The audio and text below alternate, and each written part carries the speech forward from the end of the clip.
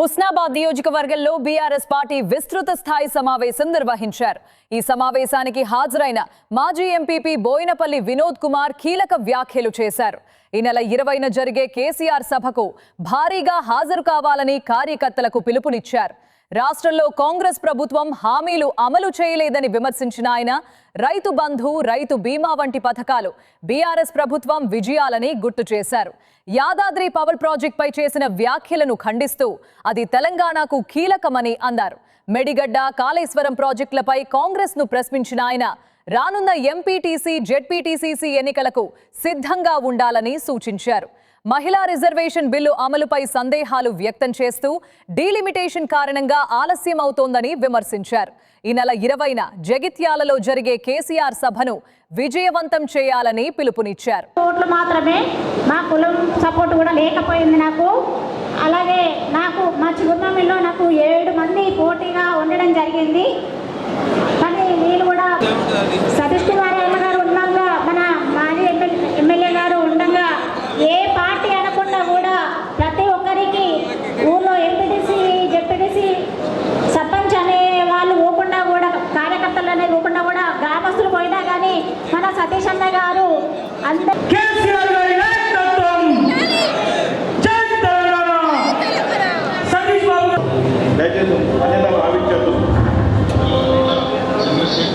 ఎందుకో అని మనం మందిని చూస్తే మందు తాగినట్టు కిక్కతలే.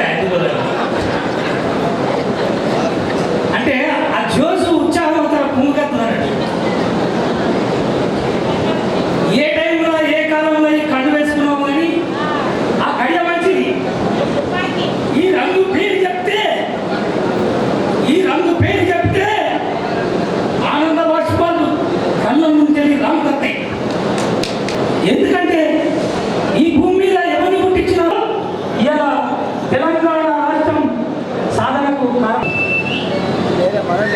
అసలు ఈ గులాబీ రంగుని ఎందుకు పెట్టింది కేసీఆర్?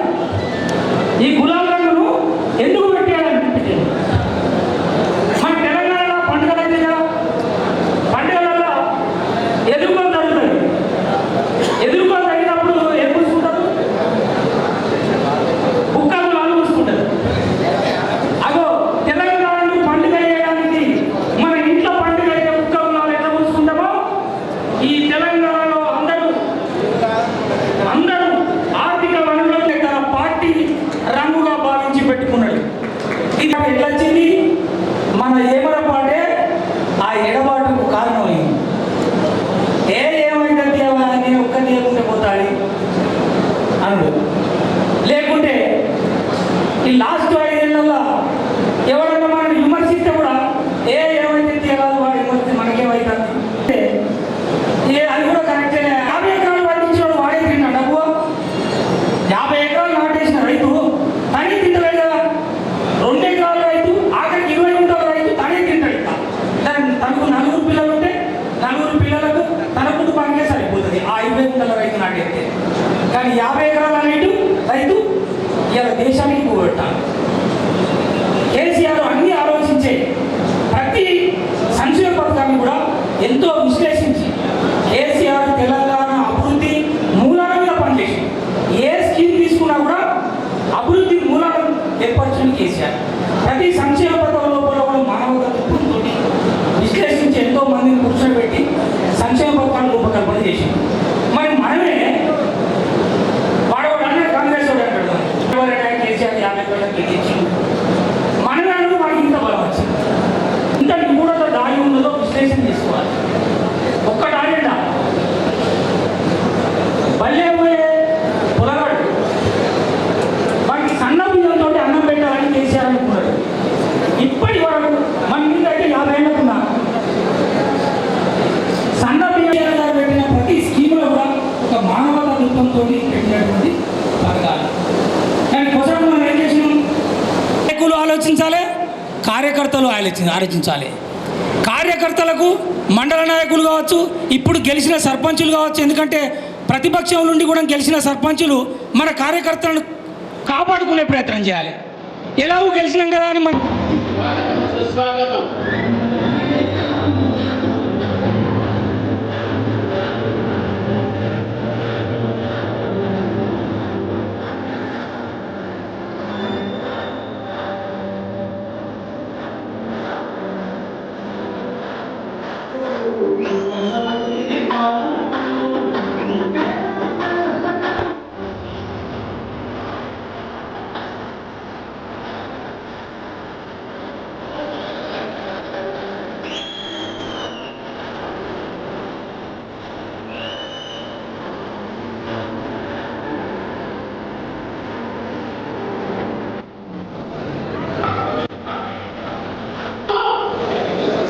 విస్తృత స్థాయి సమావేశానికి విచ్చేసినటువంటి వినోద్ కుమార్ గారికి చప్పట్లతో స్వాగతం మరొకసారి కొట్టాల్సిందిగా కోరుతున్నాను.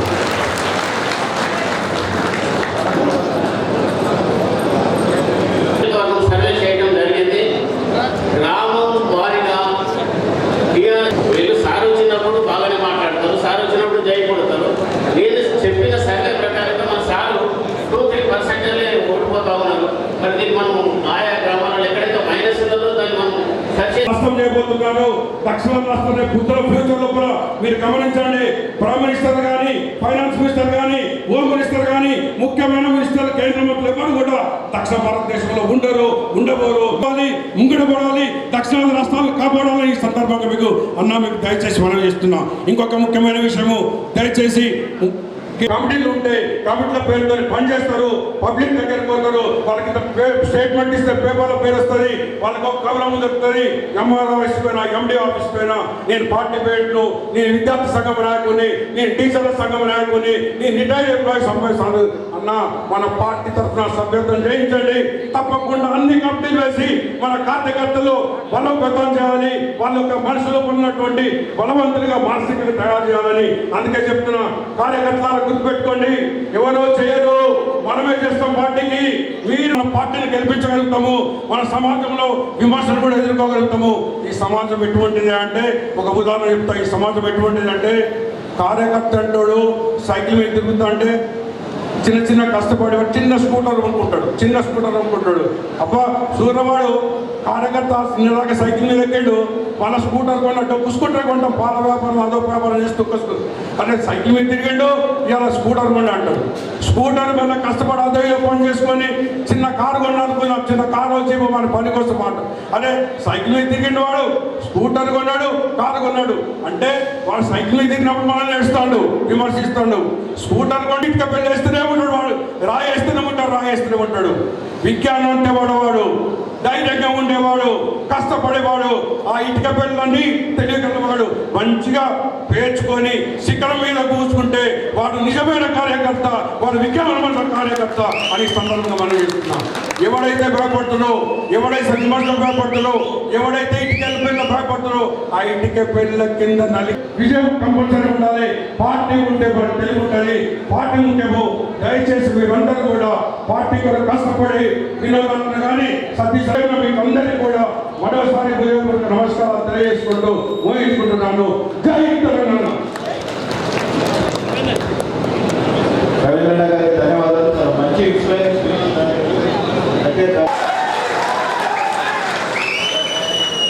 అంతేగానే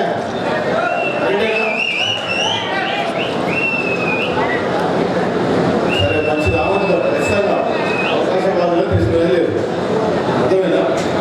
నేను 2-3 విషయాలు చెప్పేస్తున్నాను.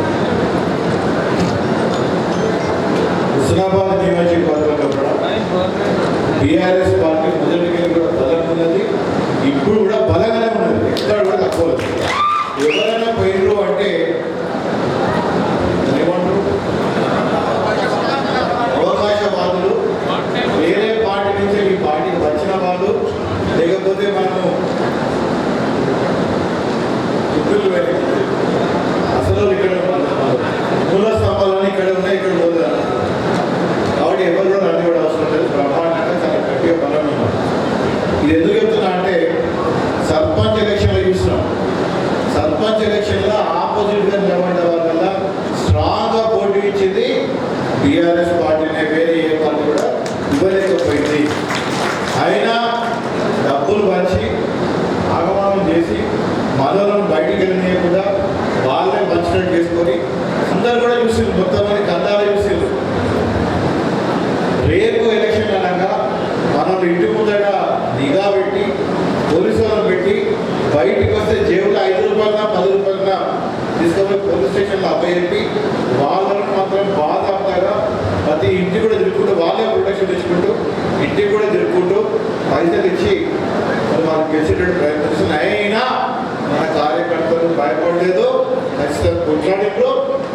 ఖచ్చితంగా గట్టి పోటీ కూడా ఇచ్చేటట్టు తెలియదు.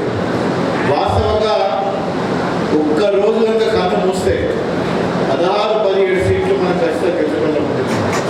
16-17 సీట్లు మనం గెలుచుకోవడం ఉంటుంది. మన కౌన్సిలర్లో కూడా మనమే ఇక్కడ కుర్చీలో కూర్చుంటూ ఉంటుంది. కానీ మనకి ఇంతకుముందు మనం చెప్పినట్టు మనకి ఇంతకుముందు దాకింది ఉంటాడు దాకా మన ఎప్పుడే ఉన్నారు. ఎలక్షన్ ముందట పోయిన వాళ్ళదా అంటే వాళ్ళు అప్పుడేమో నేను నా ఎన్నికల ఇంట్లోనే వచ్చింది, మళ్ళీ ఇప్పుడు ఎన్నికల ముందు అడిపోయింది. సో ఇటువంటి కొంతమంది వస్తాను కాబట్టి మనం జాగ్రత్త పడాలని చెప్పి మనం చెప్పిండు. తప్పకుండా జాగ్రత్త పడతామని చెప్పి కూడా నేను తెలియజేస్తున్నాను. రెండో విషయానికి వస్తే ఇంతకుముందే కొంతమంది నాకు ఆ న్యూస్ యూట్యూబ్లో ఇంకా వాటిలో చూపించారు. 23వ తారీఖు రోజు ఇవాళ రాష్ట్ర ప్రభుత్వం ఎంపీటీసీ ఎన్నికల గురించి ప్రకటిస్తుందని కూడా తెలియజేస్తున్నారు. మే నెలలో కూడా మే మధ్యలో కూడా మొత్తం ఇప్పుడు ఓటర్ లిస్టు జాబితాను కూడా సవరించాలని కూడా చెప్పడం జరుగుతుంది. పోటీ రాబోతున్నది. ఎంపీటీసీ జెడ్పీటీసీ స్థానాల్లో గెలిచేది ఎవరు? పక్కా బీఆర్ఎస్ గెలవబోతున్నది. ఛాలెంజ్ ముఖ్యమంత్రి గారికి ఛాలెంజ్, ఇక్కడ మంత్రి గారు కూడా ఛాలెంజ్.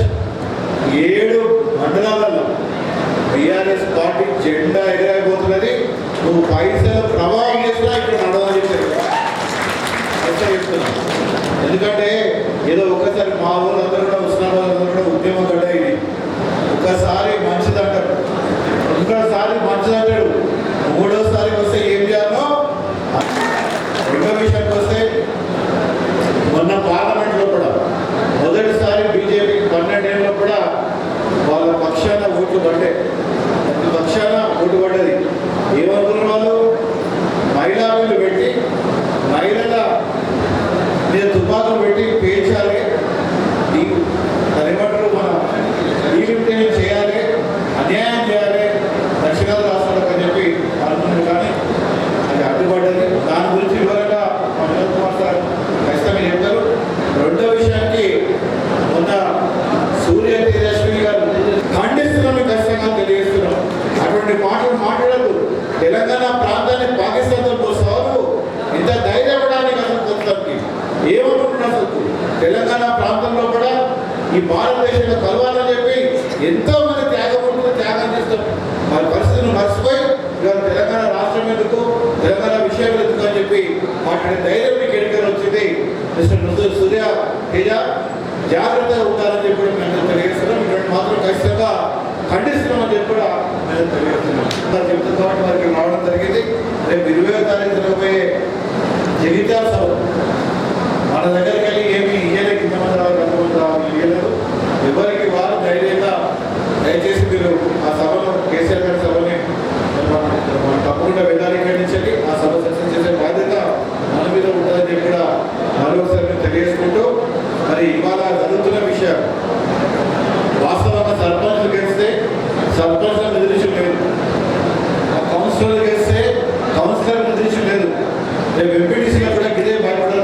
మీ అందరూ తెలియజేసుకుంటూ అందరు కూడా ఉదయపూర్వక ధన్యవాదాలు.